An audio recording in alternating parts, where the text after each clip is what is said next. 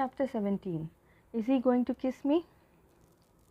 Carrying the exquisite gift box, Lucian pulled open the entryway door. Before stepping inside, he glanced back once more. Fanchou lifted the corner of his lips in an instant, offering him a smile. Only when the sound of the door finally echoed shut did that smile slowly fade. Leaning against his car, the man raised his eyelids, his gaze tracing upward along the towering building. I wonder beneath which lonely lamp our director Yu is keeping watch, waiting for his lover to return home. Fanchou tossed a cigarette into his mouth, murmuring, "A devoted lover is always left waiting for the fickle-hearted one." This place was not unfamiliar to Fanchou. 2 nights ago, in this very same spot, Shulang had gotten out of the car. At that time, Fanchou had not been as considerate and attentive as he was tonight. He had only remained seated inside the vehicle, unmoving. It was the first time he had ever felt lust toward another man. Inevitably, a twinge of discomfort crawled through him, even to the point of making him consider ending this game altogether. Because of that, his expression remained indifferent. He merely rolled down the car window and watched Shulang walk toward the building's entrance. The wrinkled white shirt was tucked into his pants, the taut, slender line of his firm waist outlined against the gentle night breeze. That night, Shulang's steps were not as composed and steady as usual. His shoulders slack, his hips loose, carrying a kind of languid ease and weariness, yet still effortlessly dashing. No man could ever be more erotic than you. Staring at this man who had provoked him yet remained completely unaware, Fanchou, seated inside the car, suddenly felt a surge of furiousness rise up within him. "What did you say?" Shulang turned back, glancing over. Beneath the light that was triggered by motion, the faint red mark still lingered on his lips, evidence of having bitten back those intense sounds of passion he had been making only moments ago. "I said good night," Fanchou replied. Good night." Shulang hesitated for a moment. "For tonight, I'm sorry." Shulang. Fanchou didn't know why he had called out to him. By the time that man turned his gaze back again, the one sitting inside the car forced himself to come up with a reason. "Since you asked me out to meet today, there is something you wanted to ask me, right?" Shulang stopped in place, thought for a while, then walked back. He bent down, resting his hand against the car window, looking at Fanchou. "I do indeed have something I want to ask you, about the investment in the pharmaceutical factory. But you don't need to worry, and you don't need to take me into consideration. I'm just an employee. Whatever decision you make, I won't end up without food on my table." Staring at the magnified, handsome face before him, Fanchou noticed that the color of Shulang's pupils seemed to be light brown. His eyelashes weren't long, but they were very thick. They weren't eyes that carried amorousness, yet they were exceedingly clear. "Please believe in my professionalism. The Sivujia Shuchen oral liquid project has real prospects. Even if we are friends, I wouldn't let my money go to waste.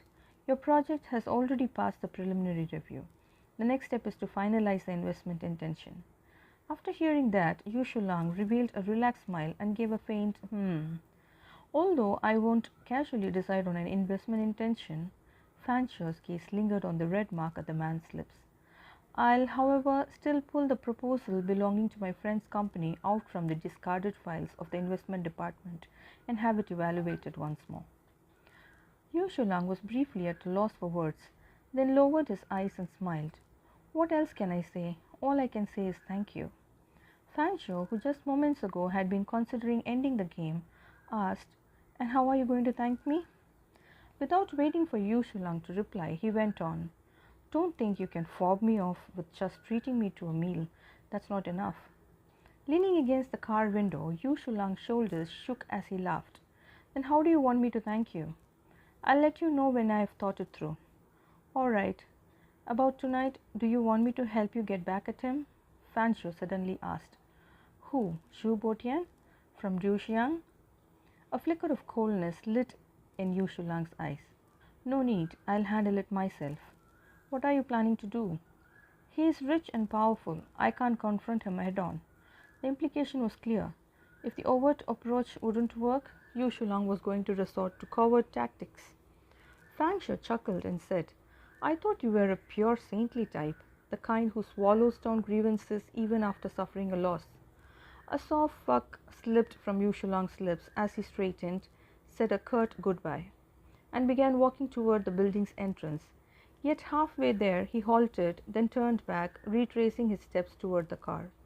In the moonlight the man advanced step by step through the silver glow, each step seeming to land directly upon Fan Shu's heart.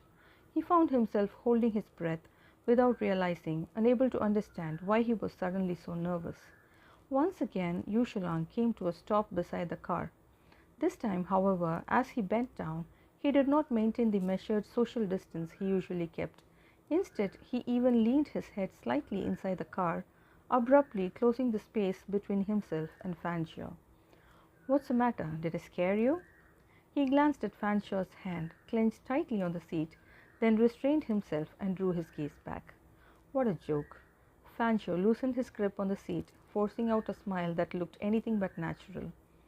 Yu Shulang arched a brow, reached over to open his trench coat, and pulled a pack of Thai cigarettes from the inner pocket. Beckoning with his fingers, he said, Matches. Fan Shu was stunned for a moment before fishing out the box of matches and placing it in his hand. Yu Shulang slit a cigarette from the pack and clamped it between his lips. Then, with an almost casual air, he smoothed Fan Shu's coat back into place, giving it a playful pat. These cigarettes are really addictive.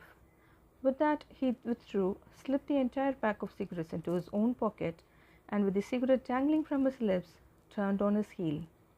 With a casual wave of his hand, he said, I'm off.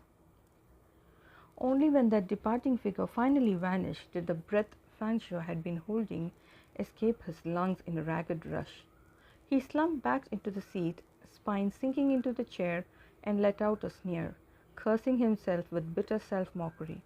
To actually think he was going to kiss you? Fan Shu, your brain really is fucking sick. End of chapter 17. Chapter 18. Director Yu, If I May Trouble You. When the last begonia of autumn withered, the Sivujia Shuchen Oral Liquid project was officially launched. At the inauguration ceremony, the microphone was handed to Fan Shu. Today, Fan Shu wore a silver plaid suit, a moon-white shirt, and a silver-grey twill tie. Draped over it all was a dark crimson wool coat. Compared to his usual palette of black, white, and grey, the colors brightened his aura considerably. The perfectly tailored trousers accentuated his narrow hips and long legs, making his tall, upright figure all the more striking, effortlessly pulling every gaze toward him. Taking the microphone, he strode forward with unhurried steps, his warm and radiant smile dazzling beneath the September sunlight. My Chinese is not very good. If I say anything wrong, I ask for your pardon.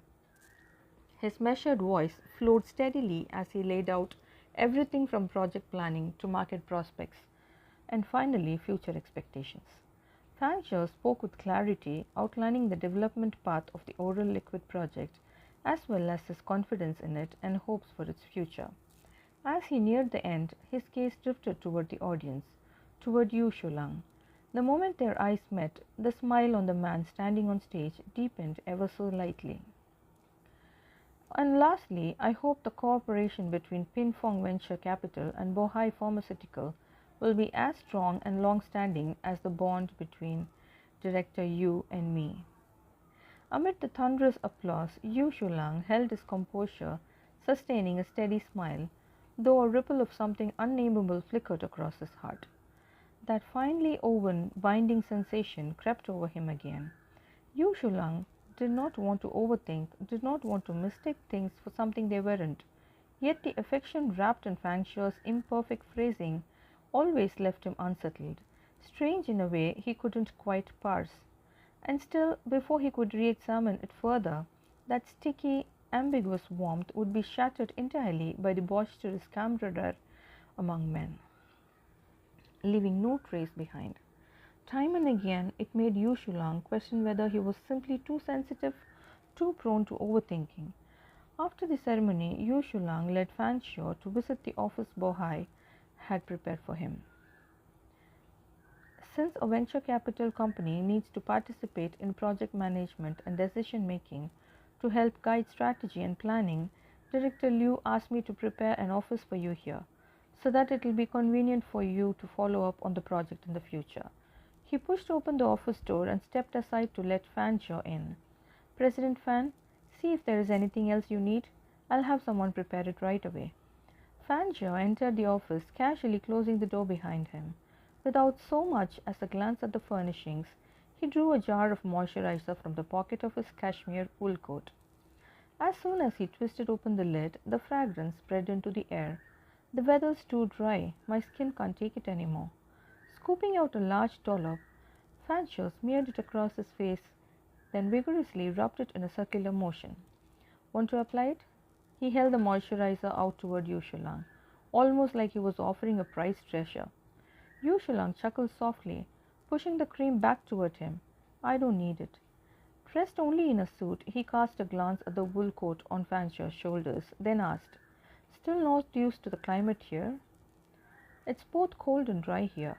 Fan Zhou stuffed the moisturizer back into his pocket, then flopped down onto the sofa beside the boss's desk. Fanning the air in front of his face with one hand, he asked, Do I smell too fragrant now? Shulang arched a brow, lips pressing together as though words hovered there but never quite left. What's wrong? Fan Zhou asked. Your face, Shulang pointed out. The cream wasn't applied evenly. Really? Fan Zhou rubbed at his face again in a haphazard swipe, then tilted his chin toward him. How about now? There, Shulang leaned in a little closer, and here too. Fan Zhou felt Shulang's presence gradually envelop him. He lifted his gaze and in the bright spill of daylight found himself staring into the features so near, so vivid, he could have counted every eyelash. He involuntarily held his breath. It felt as though the air around them had come to a standstill. Even the drifting specks of dust dancing in the beam of light became vividly alive. Fan Zhou suddenly thought, with a strange certainty, that this office was quite a good place. It was large enough to contain the sound of his own racing heartbeat. Here, Fan Zhou's fingers, wandering clumsily across his face, lost all dexterity. Is it even now? Shulang exhaled softly, leaning in a bit closer, his fingertip nearly brushing against that light brown skin. It's here. Then may I trouble Director Yu to lend me a hand? Hearing those words, Shulang was slightly stunned. In that instant, he realized just how close he and Fan Zhou already were.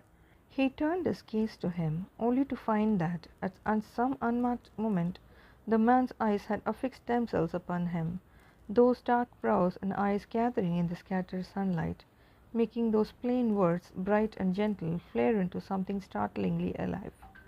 Instinctively, Shulang's first reaction was to pull away. But before he could move, the man sitting on the sofa caught him by the wrist in one swift motion. Shulang! Fan Zhou called his name almost in a whisper, his voice warm and lingering, as though it had been steeped in sunlight. Help me, That strange feeling washed over him again. Shulang once more ran through his own quiet analysis. Was this just the careless ease between men, or a deliberate provocation, a teasing that lingered too long? After a silence that stretched long and still, his fingertips finally brushed across that smooth skin, swiftly evening out the patches of moisturizer that hadn't been spread evenly. Thanks. Fan Zhou smiled and offered his thanks before Shulang could withdraw. In the next instant, he was back to his usual self again, tossing off an easy jest as he praised the office, saying the arrangement was just right and more than satisfactory. As he rubbed his fingers together, Shulang could still feel a faint sticky residue clinging to them. The rich fragrance of the cream spiraled upward like a slow-moving snake, winding around him and leaving a faint discomfort coiled in his chest. Was he just overthinking things again? Fan Zhou was a good friend. Shulang did not wish to force his uncertain intuition upon him. So once again he pushed down that strange feeling in his chest.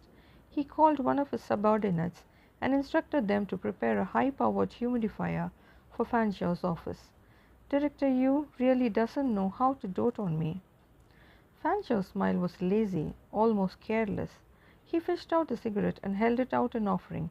Have one. Shut up. Yu Shulang took the cigarette, lowering his head to catch the flame Fan Xiao struck out for him. Stop hiding behind that excuse of I can't express myself well. You have always been just. The smoke he exhaled hung in the air, pale and weightless. Through that drifting haze, Fan Xiao asked, just what? That slightly cold, detached look on the man's face made Yu Shulang's words catch for a moment. You've always been just wicked. Wicked? Fan Xiao rolled the word over between his teeth, then suddenly burst into laughter. He rested both elbows on his knees, his shoulders shaking slightly. Still laughing, he said, Director Yu truly has sharp eyes. Sometimes I think I am wicked too.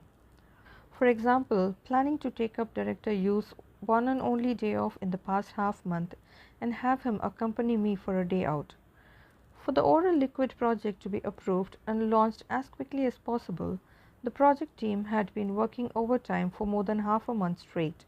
Now that the project had finally been kicked off on schedule, it could be counted as a phased success. As a result, the team, though still facing a heavy workload ahead, was given a single day off. Sorry? Yu Shulang had only begun to speak when Fan Xiao interrupted him. Seems like someone still owes me a thank you. Yu Shulang clicked his tongue lightly, feeling somewhat troubled. Recently, Lucian had been acting a bit strange towards him. If he didn't seek him out first, Lucian wouldn't take the initiative to come over looking for him. When it came to relationships, Yu Shulang was never the clingy sort. It was always Lucian who had been the sticky one, calling and texting him incessantly, even sharing trivial little things like a simple cup of coffee with him. But lately, buried in work, Yu Shulang often went several days before realizing Lucian hadn't sent even a single message. When he finally called, the other was either still at work or catching up on sleep. More than half a month had passed without the two of them exchanging a proper conversation. Yu Shulang felt it was his own fault, too absorbed in work, neglecting Lucian and making him unhappy. So he had already made plans with him in advance. On his day off, he would take Lucian to Disneyland in Lincheng. Even so, Lucian hadn't seemed particularly happy. On the phone, he had hesitated for a long while before reluctantly agreeing. It was already exhausting enough just to deal with Lucian. Now he had Fan Xiao to contend with too. I know I owe you. Yu Shulang sat beside Fan Xiao, his tone patient and conciliatory. But tomorrow I really do have an appointment. The man next to him smiled and asked, with your girlfriend? Yu Shulang bit down on a cigarette, exhaled a plume of smoke, and replied, with my partner. Fan Xiao nodded, all understanding, his voice warm. Then I mustn't interrupt. I can only wish Director Yu a pleasant holiday in advance. Yu Shulang turned his head to look at Fan Xiao. When the man smiled, every muscle in his face seemed to relax just slightly, softening into a warm, sincere expression like a piece of soothing jade, gentle enough to warm one's very heart. He shook his head with a faint laugh, amused at his own past overthinking and misplaced assumptions. Director Yu had always been one to return sincerity with sincerity. In a low voice, he said, where did you even get that face cream? You focus so much on skincare, but spare no thought for torturing everyone else's nose. Slowly rising to his feet, he looked down at Fan Xiao and asked, do you still have business later? If not, I'll go with you to buy a proper face cream. A look of delight flashed across Fan Xiao's face. He stood slinging an arm casually over Yu Shulang's shoulder, drawing out his words in teasing lilt. Don't deny it, Director Yu. You really do dote on me. Yu Shulang's fingers curled slightly. He held himself back and in the end did not brush away the arm resting on his shoulder. Inside the mall, Fan Xiao leaned against a corner and made a phone call. Not far away, Yu Shulang was suppressing his impatience and the headache any man would feel toward cosmetics. With his usual mild manners, he listened politely and attentively as the sales girl introduced the products. Fan Xiao watched him The corners of his mouth pulled into a smile, but his eyes were cold. The call connected quickly, and Lucian's voice, tinged with pleasant surprise, came through. "Mr. Fan, how come you're calling me?" "What, am I only allowed to message you on WeChat but not call?" Fanshawe's tone seemed to carry a smile. "You can, of course you can. I just meant Mr. Fan is always so busy." "No matter how busy I am, I can never forget us, Genshin." Fanshawe's smile deepened as he glanced at Shulang, his brows arching in amusement. "Are you free tomorrow, Genshin?" Mr. Fan wants to talk to me about something. I've been in this city for a long time, but haven't had the chance to explore it properly. Tomorrow I happen to have some free time, so I'd like to ask you to show me around." "Oh, I see. If you don't have time, you can refuse me. It's no big deal." "No, I do have time. I do." "Then what time shall we meet tomorrow?" 9 o'clock tomorrow morning at the Shidi City." By the time he hung up the phone, Shulang had already finished picking out a face cream for Fan Xiao. When the two of them left the mall, they attracted a lot of attention along the way due to their looks and height. Once they got into the car and Shulang had just fastened his seatbelt, his phone rang. The car was sealed tight, the distance between them narrow. In the quiet space, the voice on the other end of the call leaked faintly through. "Shulang, I just got a notice. Tomorrow the management company has arranged some work for me." Shulang never smoked inside the car, yet now he felt the craving rise. His fingers toyed with the unlit cigarette as he said calmly, "All right, I got it. I'll cancel the tickets and hotel reservation.